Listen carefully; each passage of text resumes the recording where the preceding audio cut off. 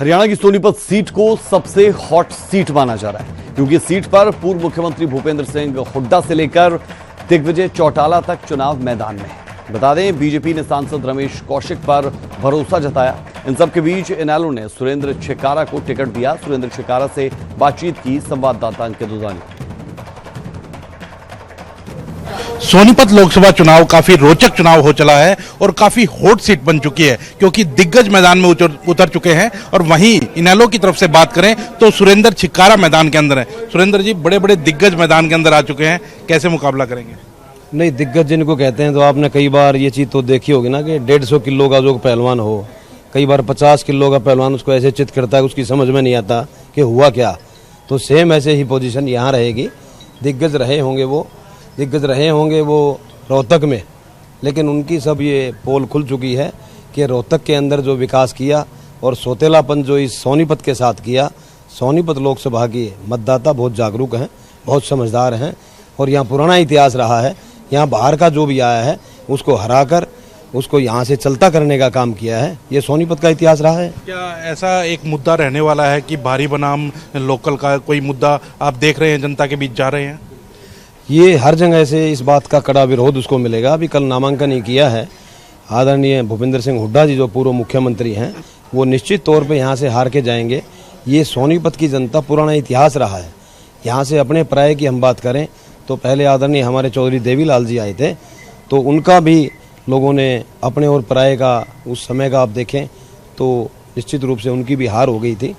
तो उनका तो बहुत बड़ा कद था उस समय पूरे हिंदुस्तान में, और ये तो भूपेंद्र सिंह हुड्डा जी हैं, तो निश्चित रूप से इनको भी हार का सामना करना पड़ेगा। चौधरी देवीलाल जी की बात की है तो चौधरी देवीलाल जी के जो पड़पोते हैं वो भी मैदान के अंदर हैं, आपके सामने ही हैं, तो किस तरह से मुकाबला होगा? आप भी चौधरी देवीलाल जी के नाम लेकर के ही आप मैदान में हैं और वोट मांग रहे हैं, और वो भी चौधरी देवीलाल जी के नाम से ही मैदान में। किस तरह से आपसी मुकाबला किस तरह से होगा? नहीं, चौधरी देवीलाल जी की सही विरासत तो चौधरी ओम प्रकाश चौटाला जी के हाथ में है और उसी को आगे बढ़ा रहे हैं नेता प्रतिपक्ष अभय सिंह चौटाला जी। तो वो तो इस पार्टी को छोड़ के चले गए थे। देवीलाल जी की विचारधारा की बात करें तो वो जो अपने बुजुर्गों का, अपने बड़ों का जो मान सम्मान नहीं कर सकते, तो इस सोनीपत लोकसभा के मतदाताओं का, बुजुर्गों का कहाँ से मान सम्मान करेंगे? ये सोनीपत की जनता भली भांति जानती है। दिल्ली के नज़दीक हैं, यहाँ का मतदाता, यहाँ का आदमी हर तरह से बहुत समझदार और बहुत होशियार है। इन सब के अलावा बात करें तो मौजूदा जो सांसद हैं रमेश कौशिक, उनसे कहीं ना कहीं मुकाबला मानते हैं क्योंकि सत्ता में हैं, अभी फिलहाल सांसद हैं, या एंटी इनकम्बेंसी फैक्टर कोई काम करने वाला है?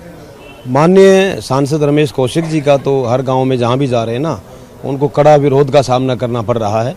कहीं ना कहीं उन्होंने विकास कार्यों में कमी छोड़ी है और ये सबके सामने है कि 5 साल उनका यहाँ जो है ना के बराबर गाँव में आना जाना रहा है। आप किसी भी गांव की, छिछड़ाना गांव की देख लो, पोड़ी गांव की देख लो, आज फिर 1-2 गांवों में विरोध हुआ है, घुसने नहीं दिया, तो निश्चित रूप से उसका तो बहुत भारी विरोध है।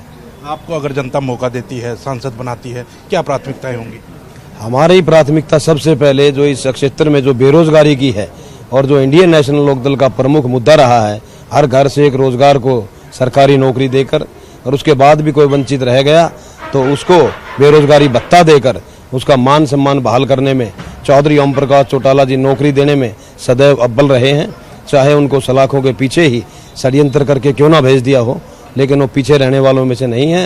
नौकरी देने में सबसे ज्यादा अव्वल स्थान इंडियन नेशनल लोकदल के सुप्रीमो का रहा है। चौधरी ओम प्रकाश चौटाला की बात करें, अभय सिंह चौटाला की बात करें, बड़े सोच समझ कर वो उम्मीदवार उसको मैदान के अंदर उतारते हैं। आप युवा हैं, युवा के ऊपर विश्वास जताया, क्या लगता है जीत सुनिश्चित कर पाएंगे? आप तुलना एक ही बात की देख लीजिए ना कि 10 में से 9 सीट उन्होंने अपने जमीन से जुड़े हुए कार्यकर्ता को टिकट देके उसका मान सम्मान बढ़ाया है।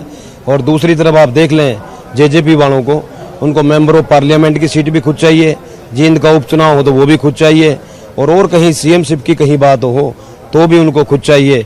बुजुर्गों का मान सम्मान करना नहीं, लेकिन हर जगह चुनाव खुद ही लड़ना है। तो इस बात की तुलना आपके सामने है कि हम 10 में से 9 सीट कार्यकर्ताओं को दे के हमारा मान सम्मान बढ़ाया है। वे हर जगह अपनी टांग अड़ा के, तो जनता इस बात को भली भांति उससे बदला लेगी। निश्चित रूप से उनको हार का सामना करना पड़ेगा। तो ये थे हमारे साथ जो सोनीपत के इनेलो के प्रत्याशी हैं सुरेंद्र चिकारा, जिनका साफ तौर पर कहना है कि एक ही मुद्दा यहाँ चलने वाला है जो भारी बनाम लोकल का मुद्दा है, और वो यहाँ के लोकल हैं। साथ के साथ उन्होंने ये भी कहा है, बड़ा बयान भी दिया है कि चौधरी देवीलाल भी उस समय हार का सामना करना पड़ा था क्योंकि वो यहाँ आकर के बाहरी थे और वो अभी लोकल हैं, इसलिए वो अपनी जीत सुनिश्चित मानते हैं। कैमरामैन लालता प्रसाद के साथ अंकित दुधानी, न्यूज 18 हरियाणा, सोनीपत।